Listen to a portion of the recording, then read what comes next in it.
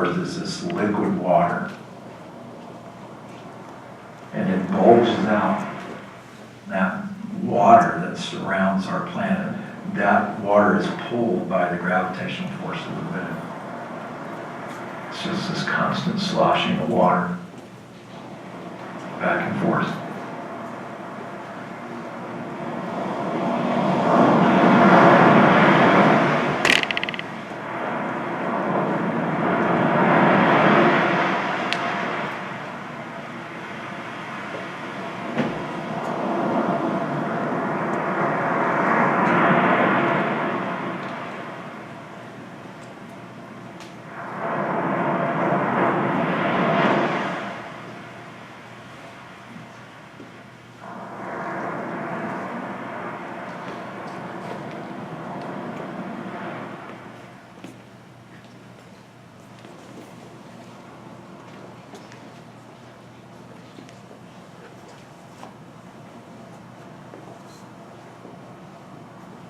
I remember you drive through all the snow and the slush and the road salt in Ohio and then get up into the mountains.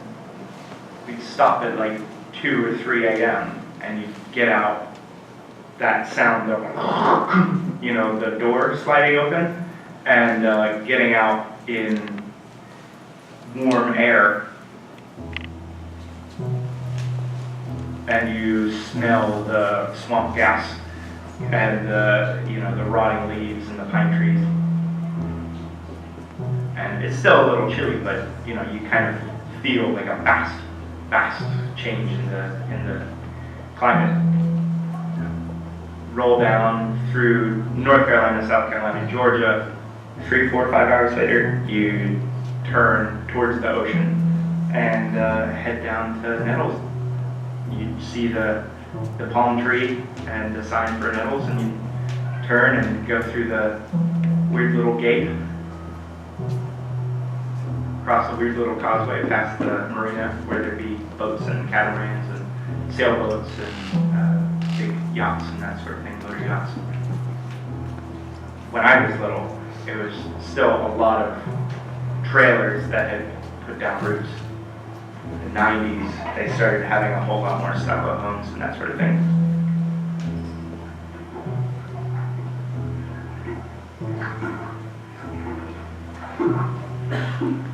Whenever I look at it on a map, an aerial photo, I remember the old way it used to be.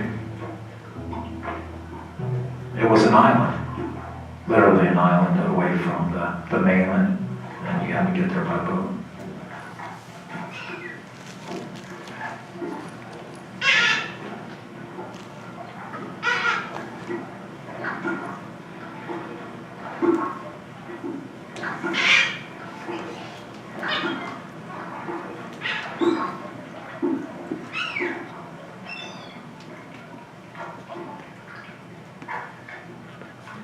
My parents moved here in 1957, and I was a kid growing up here, and we used to go fishing off Nettles Island.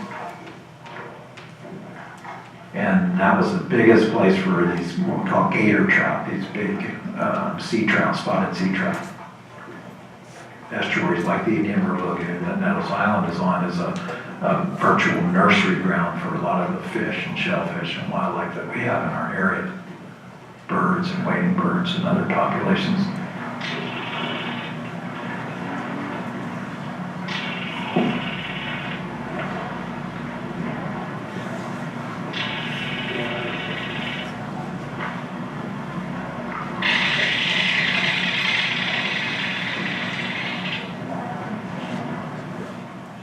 There's a bunch of dolphins out there right now. Bunch of what? Dolphins. Oh, yeah? You see it? Uh-huh. Flashing? Yep. Yeah, there it goes again, you see it? The fish that you could see jumping out of the water, I never saw it like that before. Every single place you look, constantly, there were fish jumping. There were just fish galore.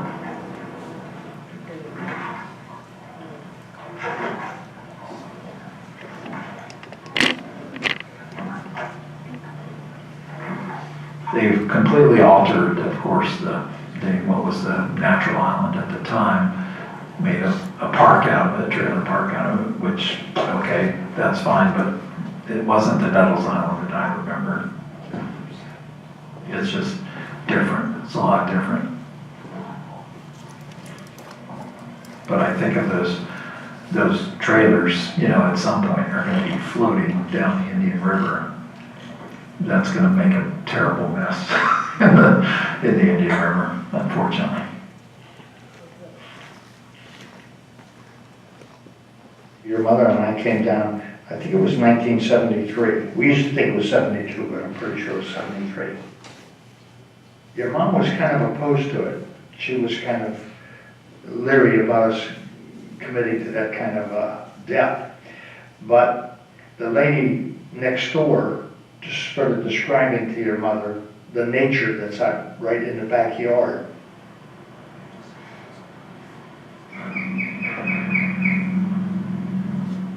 Just sitting out here watching the ospreys fly around.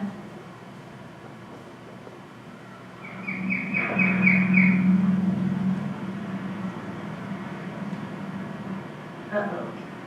Oh, maybe she put...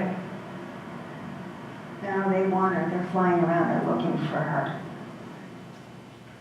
I think it was probably as she was talking, two otters swam by smiling at your mama, and she changed her mind about the debt because she loved the nature that's in the backyard, and that's what got her. They're looking for more food.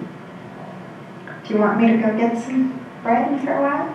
Yeah, Don't call them? Well, what was the osprey story you were going to tell me? Oh.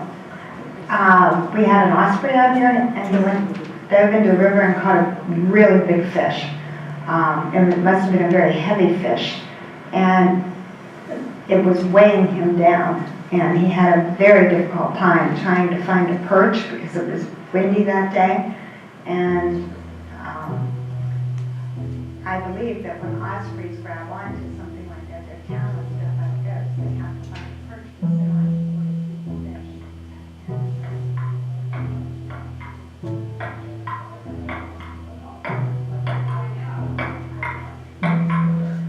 All different kinds of activities going on. Shuffleboard courts, tennis courts, basketball court. We have fish fries by the fishing club. We have a parade they call it Christmas in around.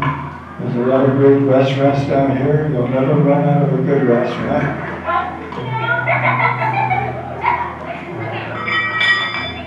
I'm in the Horseshoe Club. Pickleball. Have you heard of pickleball? I don't know. Oh, Debbie's gonna say karma. Karma? This house karma when you guys cook. Karma, This karma. 9, 10, what?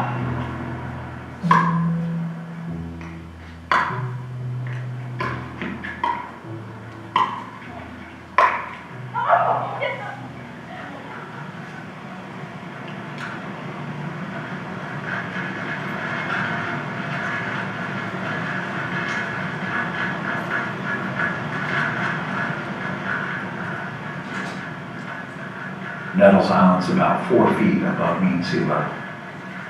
They're at one of the lower points of any developments around. Even if the sea level itself doesn't come up, you are going to see more flooding. The storms, the hurricanes will create a storm surge that can go up to 4 or 5 feet above mean sea level real quickly. Also, the king tides or high tides during certain times of the year, full moon and new moon cause higher than normal tides. Like right out back, you remember between our dock and the mangrove, which is like 20 yards away, you used to be able to see the river bottom. At low tide, the tide here in the river would go down so low you could see muck. Now, the lowest it's been so far since we've been here is still above my ankle bone. So it's The water's 6 inches higher than it was 3 or 4 years ago.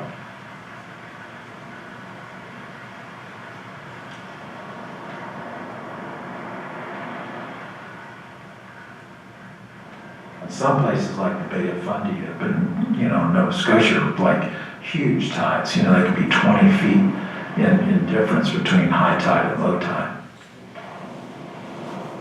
Down here, we have about a 2.5 foot change in tide from high tide to low tide. On either a new moon phase or full moon phase, that pull gets even stronger. It's just this constant sloshing of water back and forth.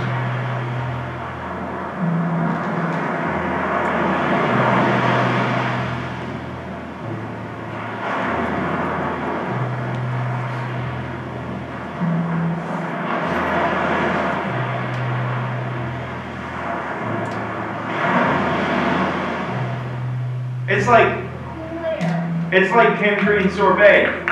Look at that. It's almost like it's melting onto the horizon too.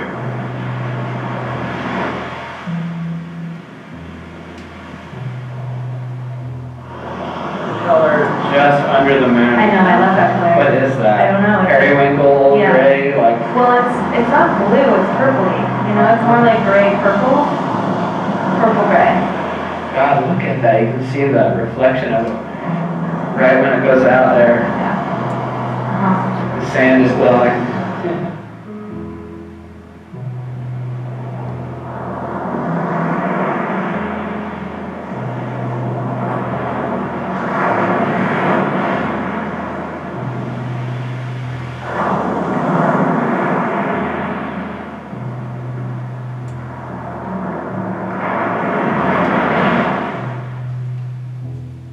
There's a lot to worry about. But I don't think those of us in our 80s are going to be drowned on this place we live. But I worry about what you're going to face.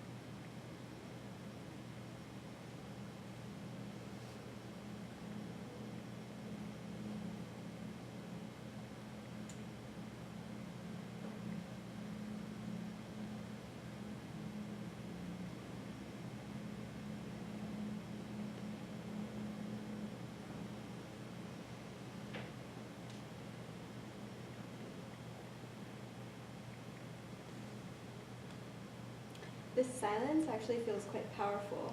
I don't know if anybody else feels that way.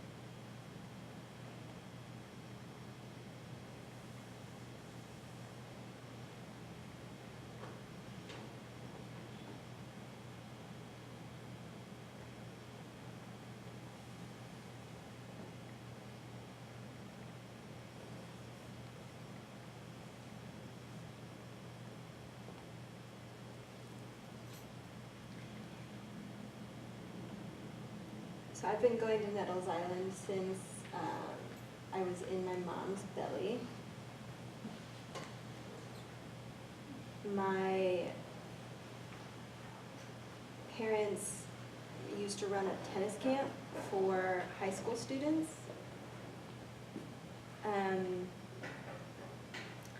Like poor white kids on the west side of Youngstown, Ohio. They would rent a Winnebago, and my dad would make some sort of pancake batter, but with like not flour, something like richer in calories, I guess, and he would make pounds of it and put that in a Winnebago and then force feed it to the children, high school students. And they would drive the Winnebago down, and my dad would drive through the night with my mom, and like probably 10 to 20, maybe 6 to 15 or something like that, high school kids. And they would go down to Nettles Island and park the Winnebago, and he would get them up, at 6, and they would run around the island to the beach and back, and then they would head into town to 16 tennis courts. And, they would eat the pancakes, and then they would go into town and play tennis until like noon. And then they would have forced cultural time and go see some part of historic Florida, and then go back to the island, and then they had the afternoon to themselves. And so they would, go to the beach or whatever. And then I'm pretty sure like there was a lot of beans involved for lunch and dinner, which was probably fun on a Winnebago bathroom. And then they would get up the next morning and do it again, and then he would drive them back up a week later, back to Youngstown. And over the years, they ended up taking his mom down after his dad died, and she bought a place there, and that's what I remember from my childhood, because we would, like every Christmas and Easter and, for 2 weeks in the summer, we would drive through the night. It was like a 22-hour trip.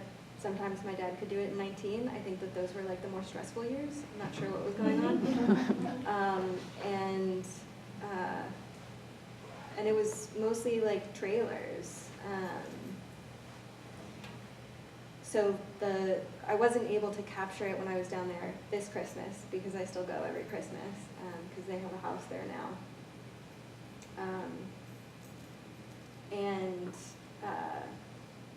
But the sound of the rain on like a tin trailer roof is one of the prettiest sounds you could hear. There aren't as many of those kinds of old style trailers on Nettles anymore. In 2005, I think it was, there were 2 hurricanes that hit the island. The eye went over it back to back. And the trailer that we had got like water damage and was torn down by FEMA. And they ended up deciding that they were going to build a house. So now my parents have a house on a sinking island. And I confronted them about that when I interviewed them for this story. And it was a really interesting answer. They weren't thinking of me. They enjoy the wildlife. My dad goes kayaking every day, and they enjoy it while they have it, and they'll figure out what to do next when that question arises, which was a surprising answer for me, but makes a lot of sense.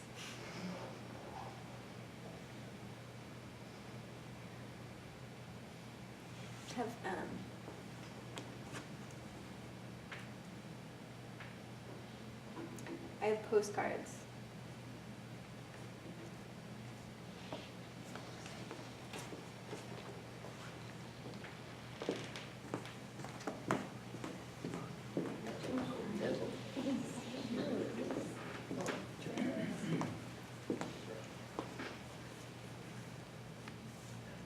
Where is it?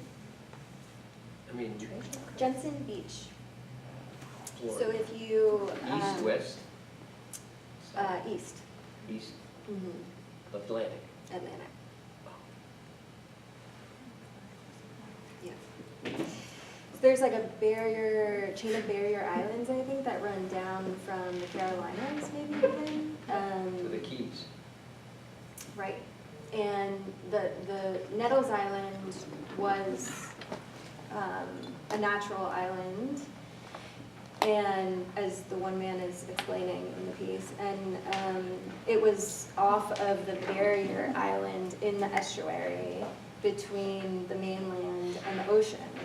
And so it's like the ocean's over here, and then there's the barrier island, and it like juts out into the estuary, and then the mainland's here. And he thinks within 5 to 10 years, the one man who was talking with some authority is the director of the Florida Oceanographic Society, which is right down the road. And he thinks within like 5 to 10 years, there's going to be at least one probably semi-regular like flooding where the whole entire barrier island's going to be washed over.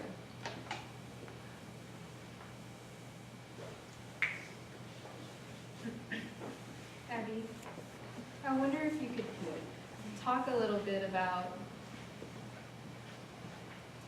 the connecting ideas between this piece that you created and the exhibition, like what led you in this direction? Well, I had a lot of ideas. I guess Kate, it's Katie, right? Mm-hmm. Yeah. That piece.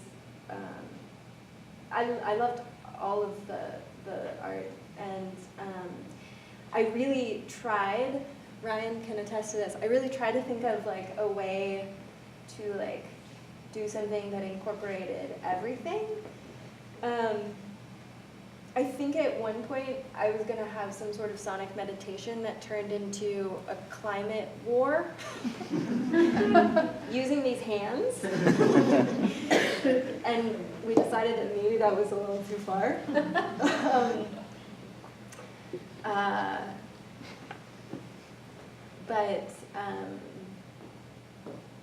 But yeah, just the idea of the tide, I guess, coming in.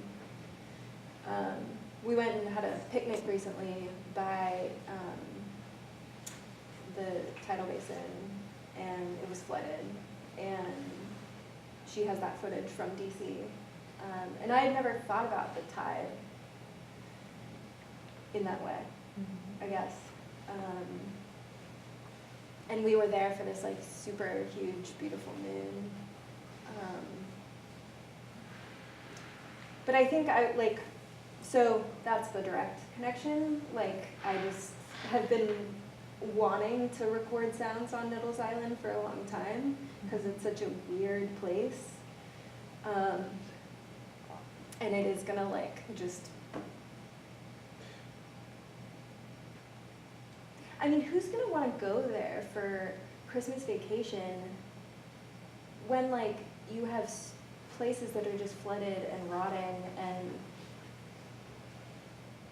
like how can you continue to like play ping pong and go get ice cream, and like, you know, it just weirds me out, it scares me.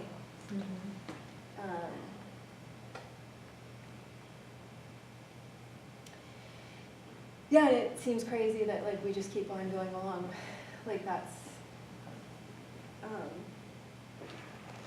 not coming right away. Well, it's funny because I feel like we've just kind of resigned. We've just decided that, well, it's going to happen.